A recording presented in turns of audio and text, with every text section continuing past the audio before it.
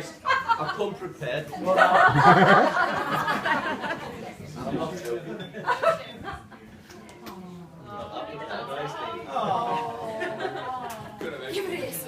That's all right. That's Not for tears, it's just for bullshit. I was going to say, well, I'd just like to thank everyone for coming today. And it's turned out a fantastic day. I did say to my dad I was going to keep it as short and sweet as possible. But he said, son, you can't do that. You've got to say something about your bloody daughter. He gave me down the banks. My mum said, as usual, just leave him alone. But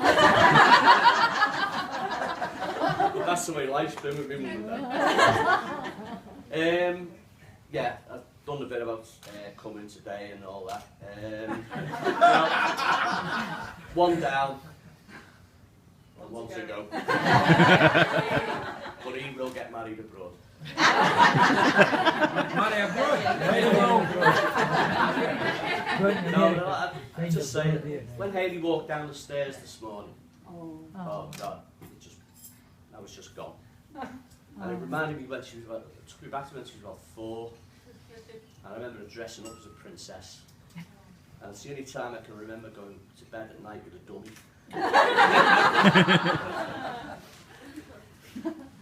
And I remember the first time I met David. Hayley warned me that he was coming round. Hayley warned. She said, be nice, Dad. As if she's got to tell me that. Hello. Well, he arrived and the living room door just crept open. I was sitting here, what's going on here?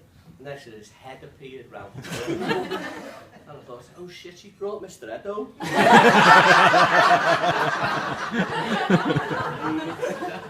Well, I tell you what, he was very, very polite. And he sat down and says, hello, Mr. Cotton, my name's David. And I'm really pleased to meet you. And I don't know whether you know David or you phoned the hotel, but he's got a very special phone.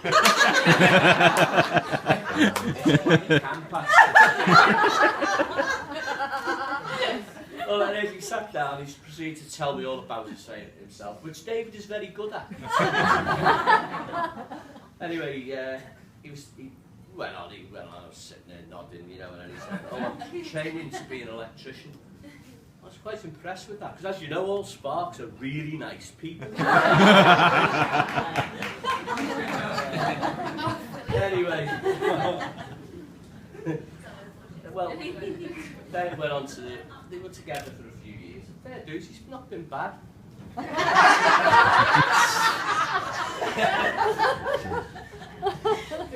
Then he came round one night and he can be very polite and he is a very romantic person actually. He is, fair dues to me, he is a very romantic person. And he came round and he actually, before he asked Hayley to get married, he actually asked me for a hand in marriage. Aww. And we both had a little cry with each other. Yeah, sat in the living room and a little cry together. God. Well, the engagement was a bit of a rush then, because once he'd asked, he had to do something about it. And Sherrill was dead keen, of course. So, I say he's romantic, and he decided that he was going to propose to Hayley on the fire escape of the library.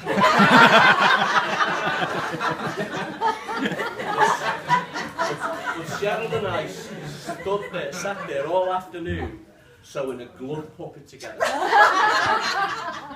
Because this glove puppet was supposed to sit in a basket with the ring, and then there was helium balloons attached to this basket. And I was supposed to stand underneath on the lower fire exit and just let these balloons float up. But what we didn't bank on, it was and it was the windiest night. So I'm standing on the fire escape with a rope on this thing. It nearly ended up in Liverpool. So it was very nearly a disaster. But as David is, if things don't go his way, he started sulking, and it was, "Oh, get it straight." He did have a bit of a paddy, didn't he? He never went to plan, but it was actually blowing early, and those that managed to get there that night, because it was short notice, wasn't it? You can explain what happened to other people. Where am I now? In fact, I've digressed from what I've got written down. What I've said up to now, it's hardly anything. But anyway, they got engaged, and here we are today. One thing I will say about Dave is when you can get him serious and get him concentrating on something, he's probably one of the most hard-working lads I've ever met.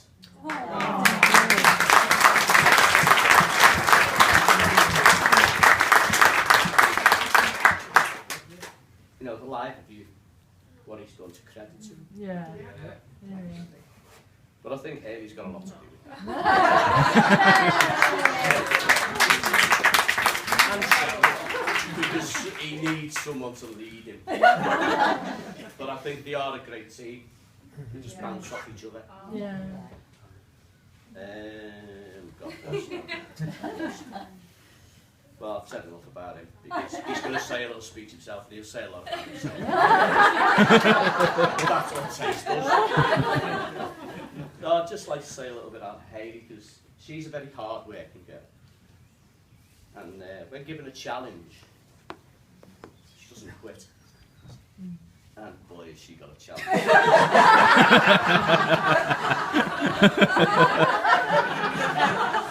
They were together for a few years, and I said to her, he was in one night and he was being his normal self. He'd finished work and it was playtime. So I said to her, when he'd gone, I said, how the hell do you put up with him? I said, well, Dad, I work with 30 during the day.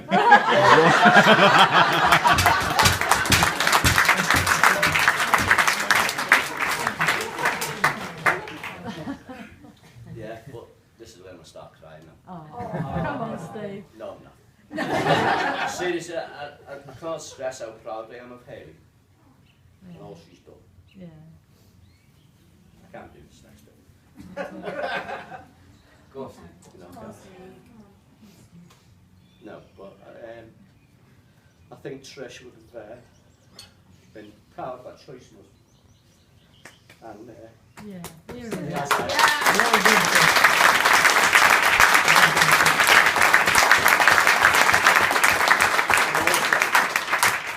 What Jamie's achieved, because they've been a rock for me. No.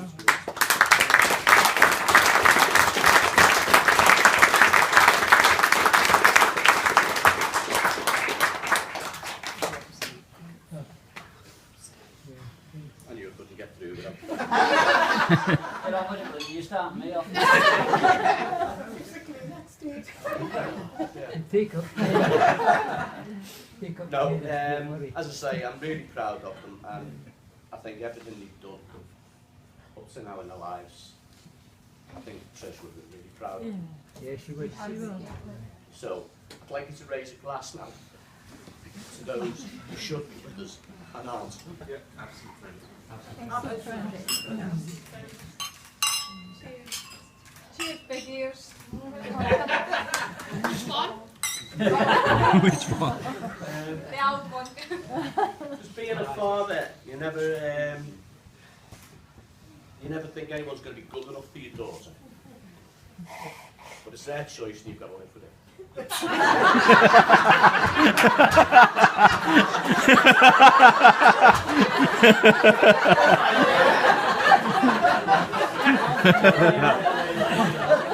Come on, Steve, step back at it. Oh, the sad part. No, but I will say, there's one thing that David does, and he makes Hayley laugh. Yeah. And that is a great start to any relationship. Yeah. So before I finish, I'd like to say a thank you. Oh! Yeah, I slipped up there. See, I've gone back to my speech and it's gone back. Well, anyway, before I finish about the wedding, I'd just like to thank one person especially. That's our Claire. Oh, yeah.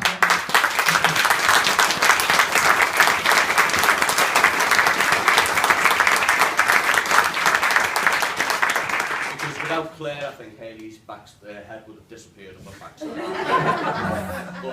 But between the two of them, I think they've done a fantastic job. It's maybe that's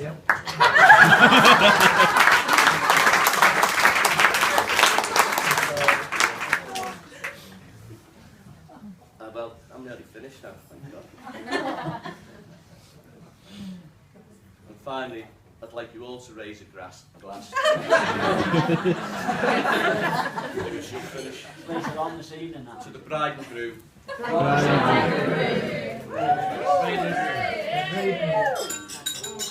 Well, that's me done now. Put your feet up, because Sherrill's on next. The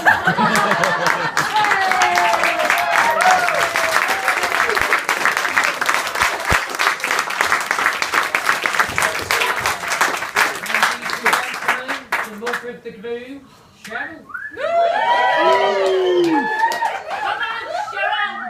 Right, I've had to borrow a pair of glasses. Thank you. How lovely to suit you then. I'm trying to look intelligent. You do. Yeah, do you want mine? I want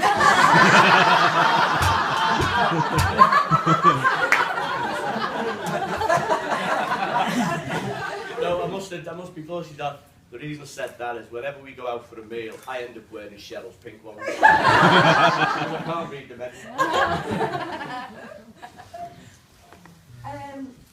I wanted to go and take singing lessons so I could sing to David. I haven't done any singing lessons, but I'm going to sing something that we did when we were in Benidorm, but also it's what I used to sing to Tacy and Val when she was in our teenage days.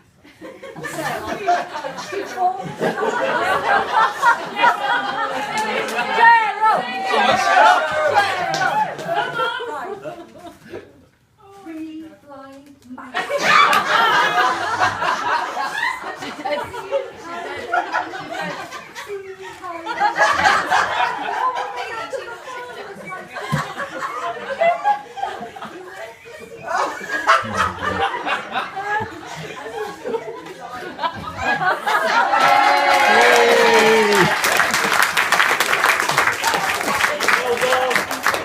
No more. And I could never do, and I could never ever do a Brummy accent, believe it or not. I'm not. You've got over that then, haven't you? So, to Tacy, chamois leather. Right. I'm going to start my speech. Oh, Right. Having an only child is the maternal equivalent of putting all your eggs into one basket, so to speak. Additional children give you a chance for a do-over or two. With only one, that's exactly how many chances you have to do the whole parenting thing right. I look back on the trail I have embarked on 25 years, and I see it littered with weeds, stones, and my mistakes. Occasionally I spotted something shining. I hope it's a marker for a goal decision made, or the right thing at the right time. Yet in spite of my occasional impatience, burst of short temper, the young man standing at the edge of this path is our son, our David.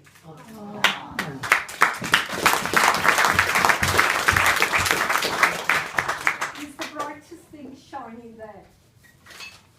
He's a terrific person with a great heart, and he's at a crossroads in his life. He's getting married to a beautiful young lady, Hayley Elizabeth Cotton. Great heart of her own. I've just one chance to get this whole mother of the groom thing right. Over the years, through trial and error, I've learned a thing or two about what makes a relationship work. I'd like to share these bits of wisdom with you now. Never ever take Hayley or anything for granted. Be grateful every day for the life you have. Do something nice for her every day, and thank Hayley for something at least once a day.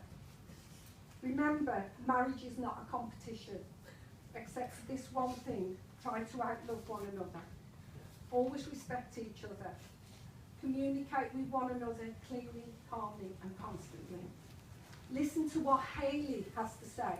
Put yourself in her shoes while she's saying it. Make time for each other. Be in the moment with each other when you're together. Concentrate on one another, not on your work, your phone, or the bloody dreaded Xbox.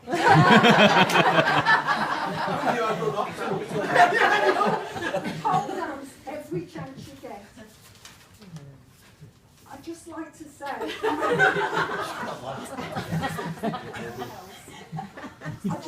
say, thank you for everyone coming today, because I, for once, at the church, you just felt everyone was in the moment, and you made it a special day for you too.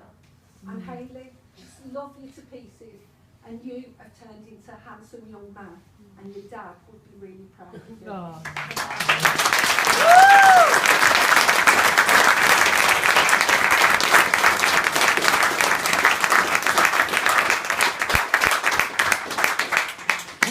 Ladies and gentlemen, the next speaker will be our groom, Dave. Beat that.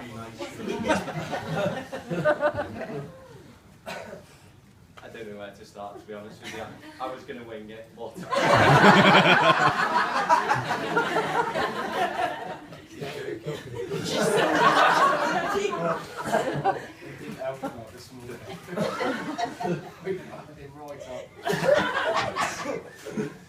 No, first of all, I'm absolutely made up, everyone could be here. I am going to keep it short and sweet, ish. But no, it's just on a serious note, obviously at the right times I'm a serious person. So, you know, I'd like to thank everyone for coming, especially table 11. 10, 9, 8, 7, 6, 5, 4, 3, 2, 1.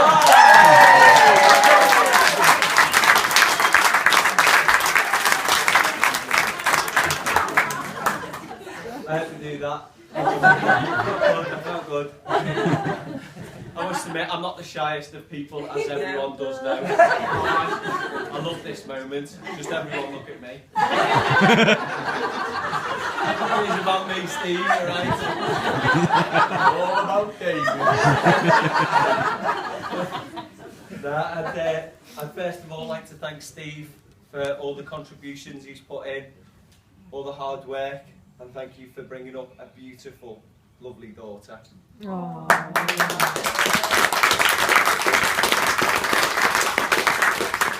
When I did first meet Steve, as he was saying, he was in the lounge area. It sounds good. All right, then. South wing. So I put my head through the door, and obviously there's two sides to every story.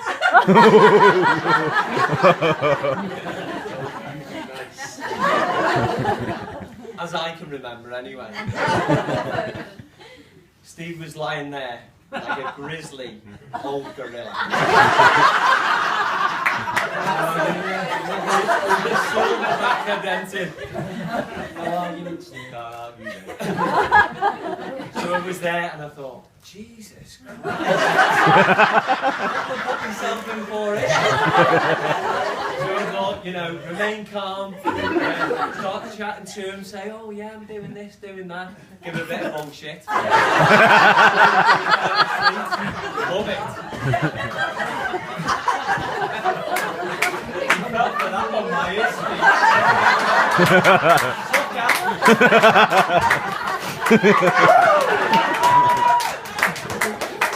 No, but thank you, Steve. You did make me feel welcome straight away. And thank you for everything you've done. I do really appreciate it. Second of all, Hayley's family from all over, Nan and Grandad, all the Scottish family. Up there? Yes. You're Scottish.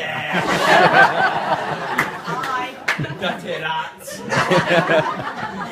Sal and Brian, absolutely brilliant. Feed us every Thursday. What I need, a good meal. And also Marge and Rav for flying all the way from Canada.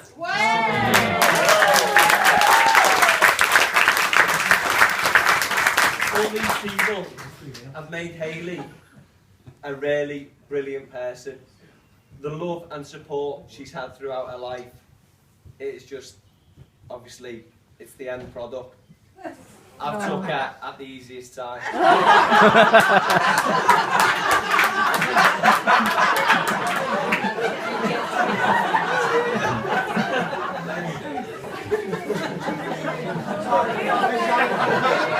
I do get bored. Oh, yeah.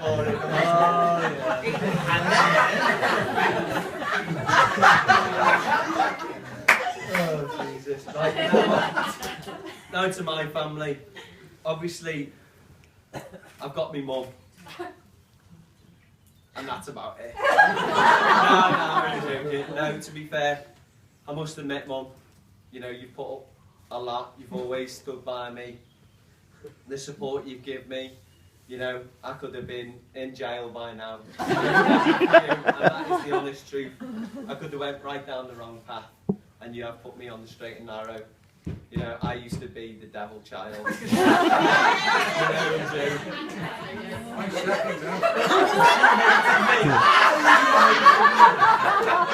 and that is not a lie. Yeah, that's exactly.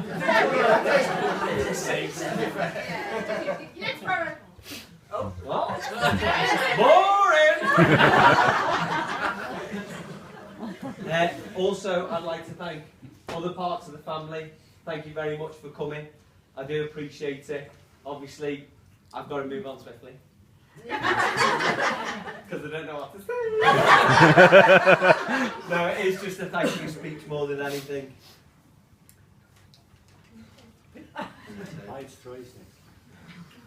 Okay. Next, how beautiful and handsome the bridesmaids and ushers are today. Thank you very much.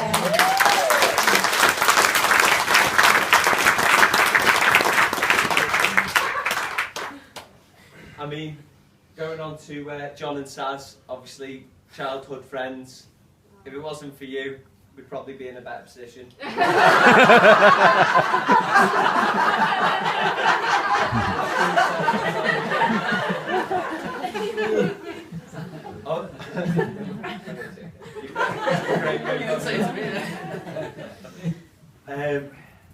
Obviously, you've helped us through our lives. You've been there all the time, through the thick and thin, and we wouldn't have anyone else by our sides. Jamie. What a guy. Obviously, I remember going in when he was a young child, thinking, who's this little chubby thing?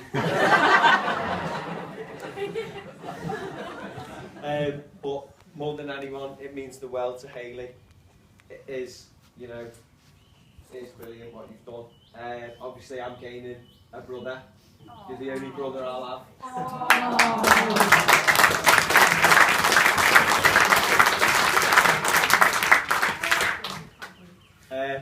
On to little Lizzie. She is like a sister to me. And so are all the Elm Avenue crew.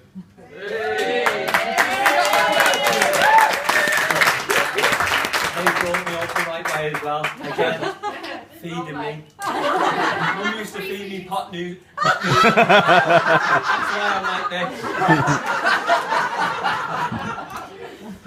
Rob and Laura. Well, what more can I say about these? These have been fantastic. You know, we met them in Cuba 6 years ago, or something like that.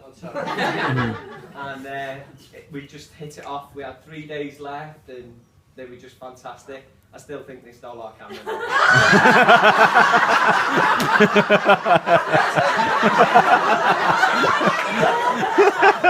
actually did think you were going to bring it as well.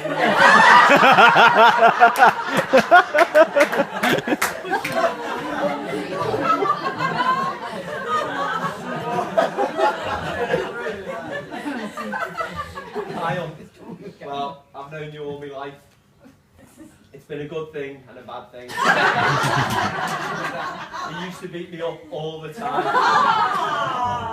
True. No, it's true. Of course, he gave me a lot of hand-me-downs. His clothes are amazing. I've still got that Eric Cantona t-shirt. But yeah, honestly, thank you. You are more like a brother from another mother. We're that close. And now, obviously, the easiest part of my speech. Oh. Onto my lovely wife. Oh.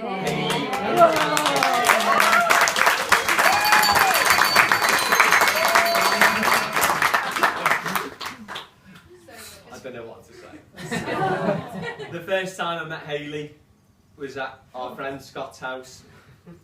If it wasn't for Scott, we wouldn't have been here today. And that's the honest truth. Oh. Well done, Stiffer!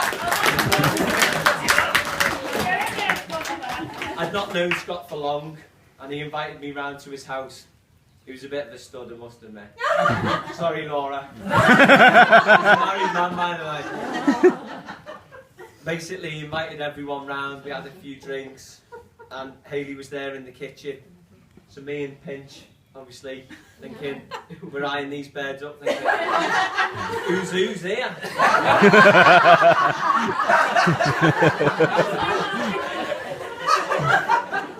Next thing we said, oh, we're going off for, we get some beers. That was the best excuse anyway. So we went along and we're discussing to each other and we're exchanging words and Pinchy's going, oh yeah, you know, that Frankie.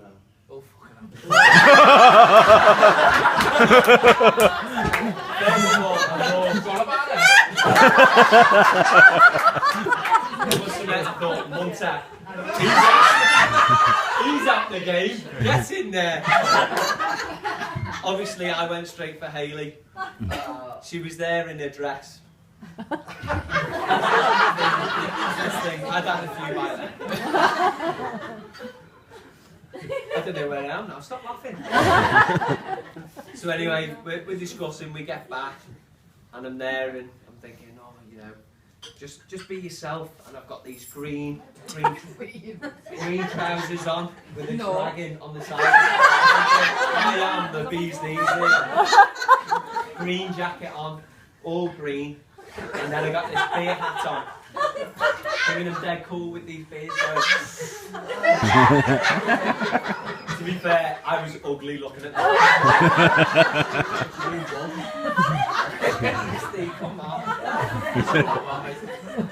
But no, I am rabbiting on a little bit now. I must admit. Thanks. But yeah, most of all, obviously, it's brought us here today. We've had some great times along the way, and even better ones. You can. She writing my speech? Have you read this? I needed that help. But most of all, obviously, your dad's done a great job, and I am so happy that you are my wife.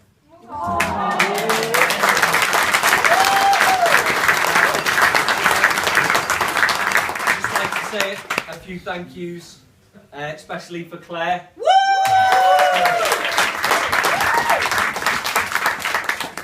Thank you for everything you've done.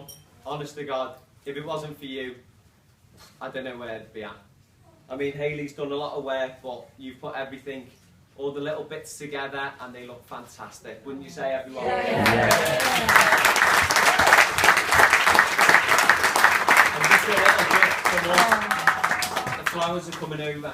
That's a real surprise.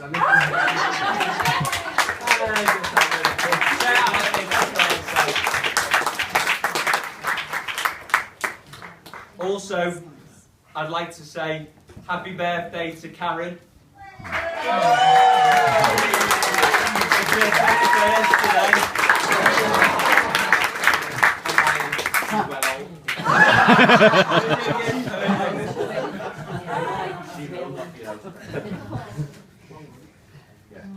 Doing a good job there, Jamie. You bring it Oh, sorry, I'm sorry. We can. And last of all, obviously my mum. You are a fantastic woman. Absolutely fantastic. I love you to pieces.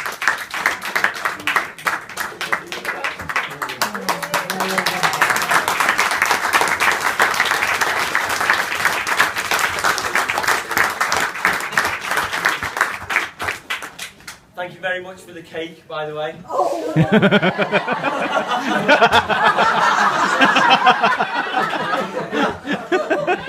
Mum let me see the cake beforehand. Last week, wow, I absolutely crapped myself. I thought we were going to a funeral. It was that bad, honestly. I'm not going to hold back from it.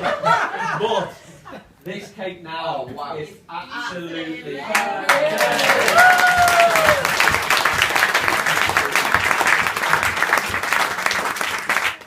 Thanks, Sue, for the cupcakes.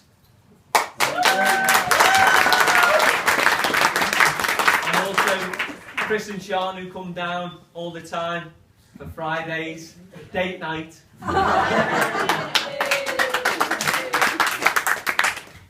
And obviously, last of all, if you put your glasses, raise your glasses.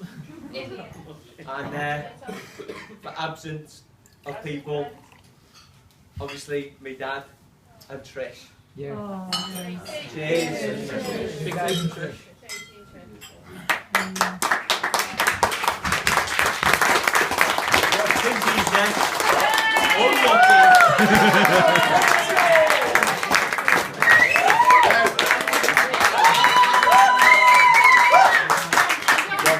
Good luck, Chris. Good luck.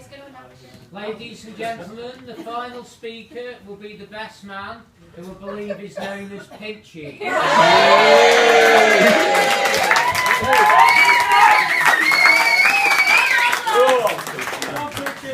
got a lot to live up to. No pressure. Well, Tace, hope you made the most of that speech, mate. Now you're a married man. This is the last time you get to speak for 5 minutes without getting interrupted.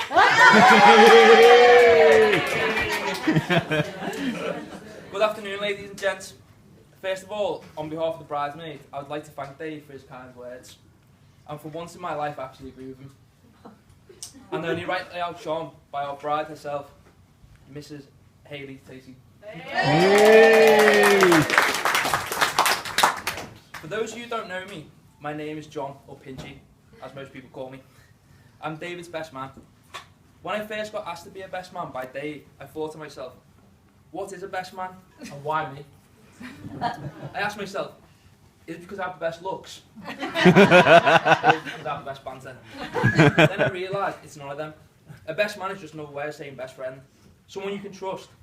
Someone who's loyal and honest. Someone you can rely on who's always there for you, no matter where or when. Don't worry, ladies. I always answer why I'm still single. Then I asked, what do I need to do as a best man? The first thing I thought was, embarrass Tace with my best man speech. But then I realised, his speech and his hair do that for me.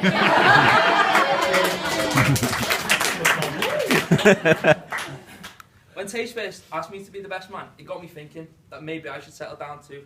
The problem is that marriage is a matter of give and take. And so far I haven't found anybody who will take what I have to give.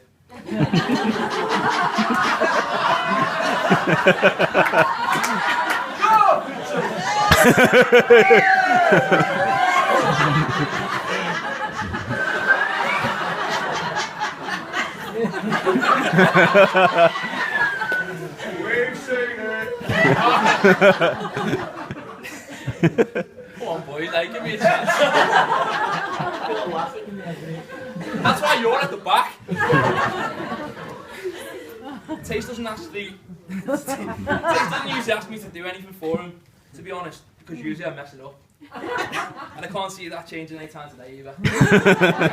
And even if I do mess it up, at least I can go to sleep tonight knowing that after 19 years, Tace has finally admitted that I was a better man.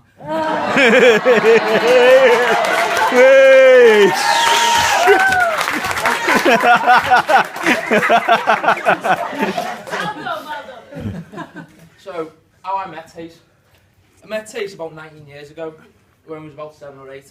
For those of you who knew Tace when he was that age, he wasn't the quietest of kids. And if things didn't go his way, you were sure to know about it.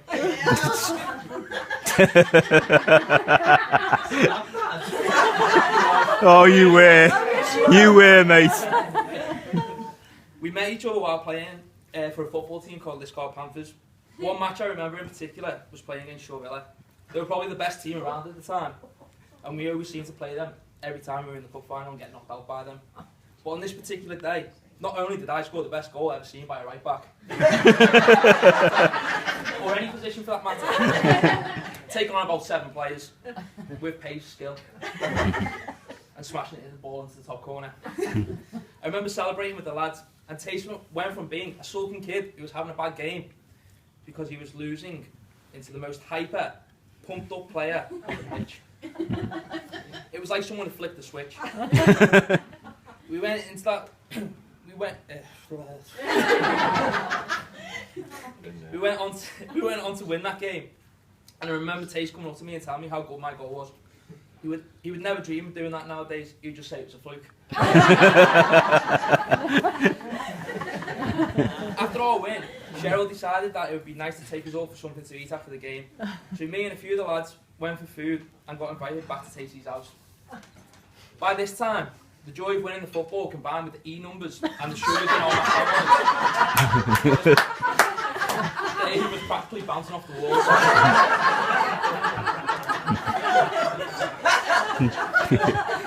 All the other lads went home, and it was just me and Tace left.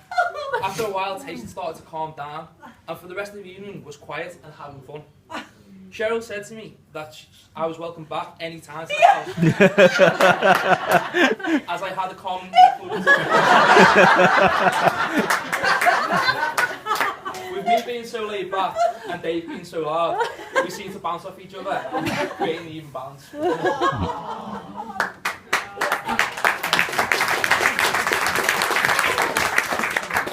The next weekend, Sherrill invited me round again, and this time I had the privilege to meet one of the greatest men I've ever met in my life, Big Tace. Yeah. From day one of meeting Big Tace, he treated me like one of his own, helping me out and giving me advice wherever I needed it. He also gave me a bollocking at times too when I deserved it. He became a second dad to me, and I remember him saying how I was the adopted son. I suppose everyone wants a good looking son.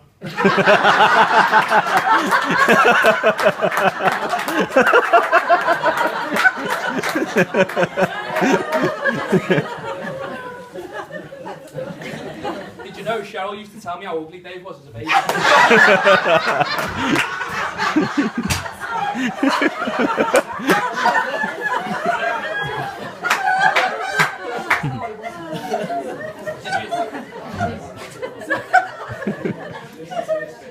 Did you know that she didn't get morning sickness until after Tace was born?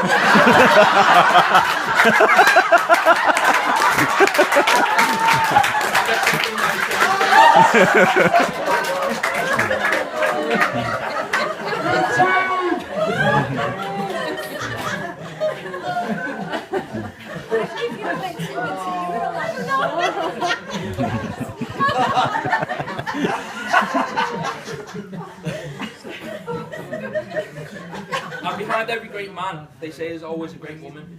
So I'd like to take this time to thank Sherrill and Big Tace for the kindness, care and love over the years. I believe that everybody's personalities are a reflection of how they've been brought up, and it's a credit to Sherrill and Dave for raising such a great lad.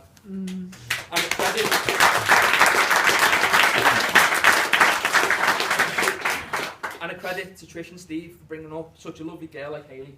Yeah.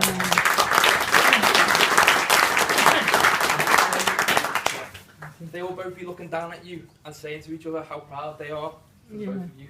Oh.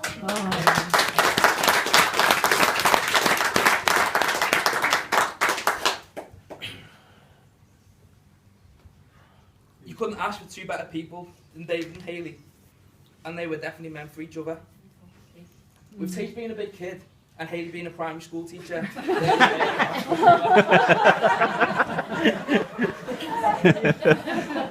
I'd like to take this opportunity today to compliment the bride Hayley, you look absolutely fantastic, along with your bridesmaids. And I'm sure that every other lady and lad in the room will agree that you're by far the most radiant person in the room. But then again, you'll be the most radiant person in the room.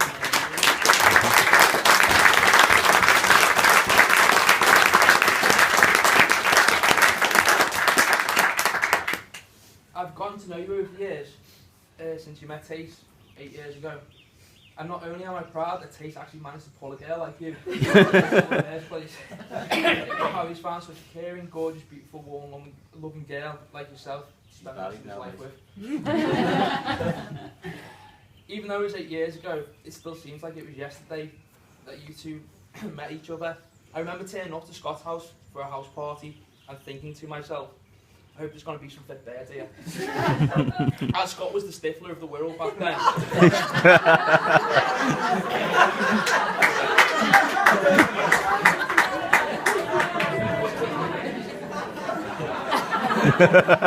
Sorry, mate.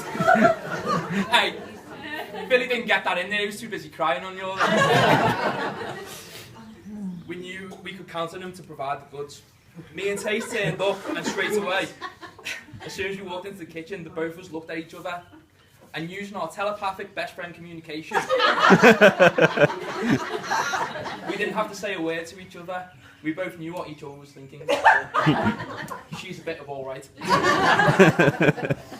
We headed to the off-licence to stock up for the night, where me and Dave had a discussion on the way. What do you think of that Hayley bird, he said to me. Yeah, she's pretty tardy.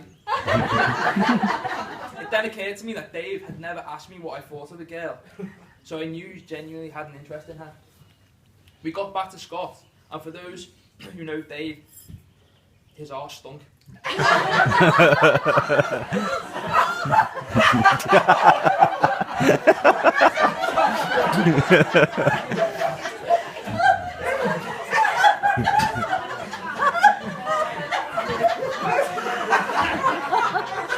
I mean, his diet isn't the greatest, just look at the size of his arms. And that particular night, in general, it was probably the worst I've ever smelled you, mate. These are the most horrific farts you've ever smelled. Literally, everyone was walking in the kitchen. He looked at me and tried to use sign language that both of us didn't understand. As Hayley left the kitchen in disgust, he whispered to me, "Take the blame for these, mate."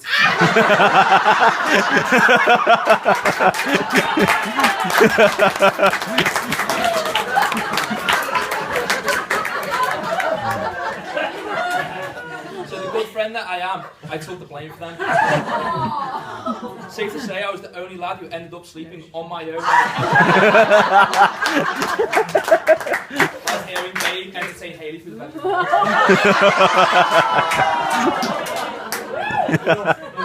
Enough. No, not like that, no, just talking.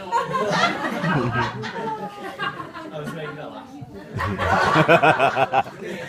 The size of it.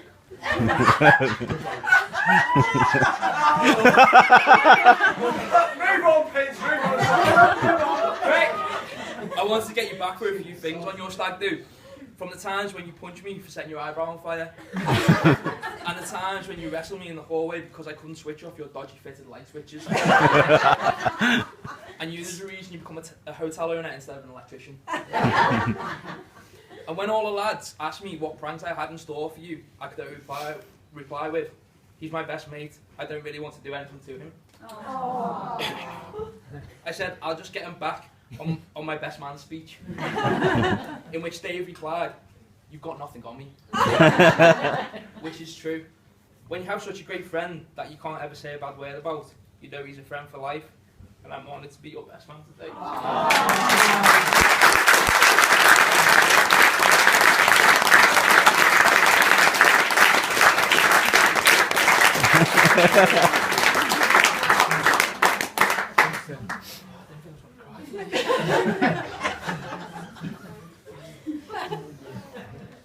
I'm sure we can all agree today it has been emotional and full of happy tears. That's what happens when you have trendsetters like Phil Ashton. I'd like to say a massive thank you to the bridesmaids who look fantastic today, and have done a great job of looking after Hayley and making sure that she looks absolutely stunning. Also, I'd like to thank Sherrill and Steve for all your efforts and contributions that you've made today. It's truly the best day. And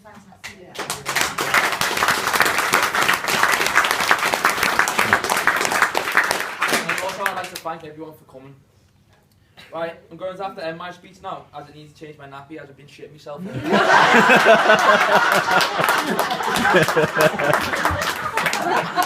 It smells fine to go upstairs though.